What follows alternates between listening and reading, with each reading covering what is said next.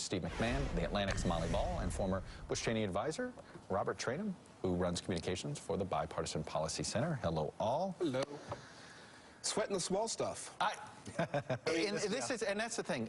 He gets in his own way. Right. Saturday, he got in his own way by, I guess, we don't have the answer to the question, but apparently he insisted that Sean Spicer go out there. And he did it today. There's a lot of interesting things, good stuff that he could be talking about, but they distract themselves. I think the reality is here, two things. One, Sean Spicer is only doing his job. He's just following the orders. But the orders are focus on these things. Focus on, because that matters to the president, and we know that. He's incredibly thin-skinned. I dare say a little insecure, maybe, about Hillary Clinton getting more votes, technically, than he. And so this stuff matters to him. And the question becomes, Chuck, who around him, whether it's his daughter, whether it's, you know, Rance or whomever that can say, Mr. President, with all due respect, we got to focus on the economy. We got to focus on Well, let me throw up two Republicans. I'm going to throw them back to back here. One is somebody that is tangled with Trump a bunch, Lindsey Graham, and one is Mike Huckabee, whose daughter works for the president. As Deputy Press Secretary. Okay? Here's what they both had to say. Let's play them back to back. I am begging the president, share with us the information you have about this, or please stop saying it. As a matter of fact, I'd like you to do more than stop saying it. I'd like you to come forward and say, having looked at it, I am confident the election was fair and accurate and people who voted legally. Because if he doesn't do that, this is going to undermine his ability to govern this country. I have no evidence whatsoever, and I don't know that anyone does, that there were that many illegal people who voted. And frankly, it doesn't matter. He's the president, and whether 20 million people voted, it doesn't matter anymore. He's the president, and I'm not sure why he brought it up.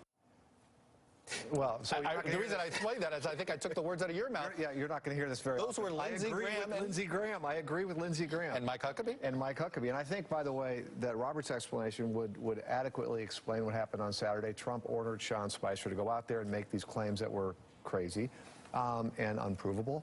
But today, it was something Trump brought on himself. I mean, he's had these series of executive orders that are making news, and he's actually delivering some of the things he promised his supporters he was going to deliver. He's 100%. Got a good story if he would allow it to be told, but he keeps getting in his own way. It goes back, Molly. I mean, obviously, the inaugural attendance thing. There are external factors that will contribute to the fact that more people came for Barack Obama than him. That doesn't take away from his potential win or presidency. It just, I don't get it. You know, Barack Obama's was an historical first in this country. Also, we lived in an area that was very blue. He happens to be having his inaugural in an area that's very blue, so a lot of folks couldn't come. Maybe his people couldn't afford to fly out here. There's all sorts of ways that they could that are factually probably true. Right, and then there's a lot of other things that they could be focusing on to make a case that the beginning of his presidency is successful. His cabinet nominations appear to all be sailing through. Now, granted, there have been some significant snags in the vetting process, but it appears they're going to be approved anyway. They're gearing up for what could be a very difficult fight over the Supreme Court, but that's a story that is potentially going to make a lot of people in his base happy when he makes a nomination, if he nominates a conservative justice.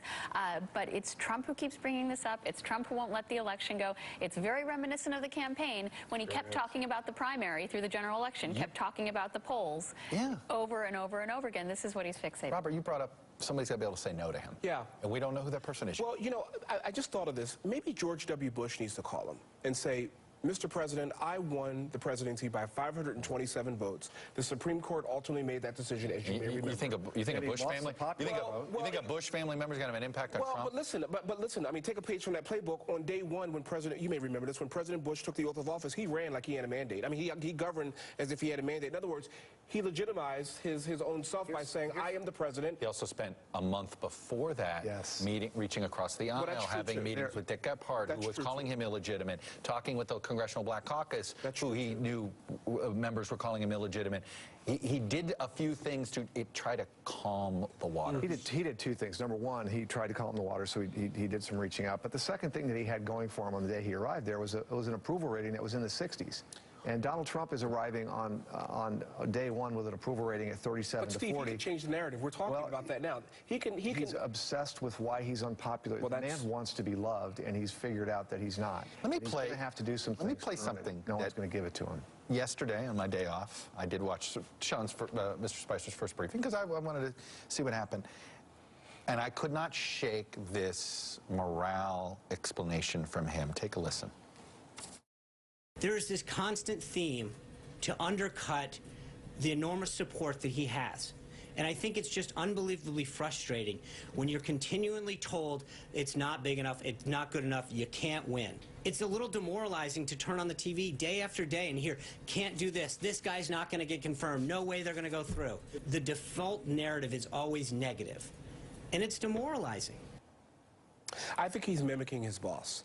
I think it's actually a remarkable act of transparency. So do I. You know, people keep asking, why is Trump doing this? Why is Trump like this? Sean Spicer has told us in absolutely honest terms on the record why Trump is doing this. He finds it demoralizing. He finds it a blow to his ego. He has a chip on his shoulder about all of the things that people said he couldn't do. That's the explanation right there, right in front of our eyes. I think he's absolutely telling the truth about that. Why isn't that a positive? People knocked him down. Look, I'm one of those who didn't think he was going to get in. I'm one of those. Right. And you know what? The fact is, I don't underestimate the guy anymore. A lot of people don't underestimate the guy anymore.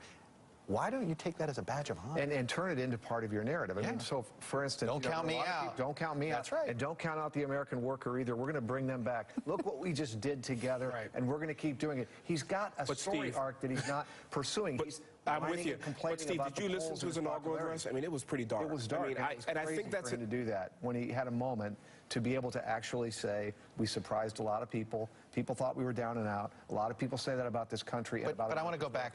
I want to go back to this idea of who's got his ear. And it does seem to be a divide. We've seen it with blind quotes, and this administration is blind quoting to death each other, where you have a faction that is basically thinking like you two. And then you have a faction that it clearly says, have a fight with the press. That's good for your politics, right, Molly? Well, Trump believes that his way works. That's the thing he learned from the campaign. He learned from the campaign that he can win by dividing, that he doesn't have to do this conventional politician thing of trying to bring people together, trying to unify. That was the sort of conventional expectation of what he would do in his inaugural. He went another way. He did what he's done all throughout this campaign, and which he believes is a winning strategy for him. The problem is, you know, when you're in Washington and you're trying to govern, you know, once he is trying to actually achieve policy victories, once he actually needs votes in the House and Senate, it's not clear how many friends he's going to have when he needs them. But you've brought up an important point. Until this way doesn't work in his mind, he's going to keep doing it, and you're right. So far, as he's concerned, he's in the Oval Office because of this. That's right. All right, we'll pause here. Steve, Molly, and Robert, you're sticking around. Coming up.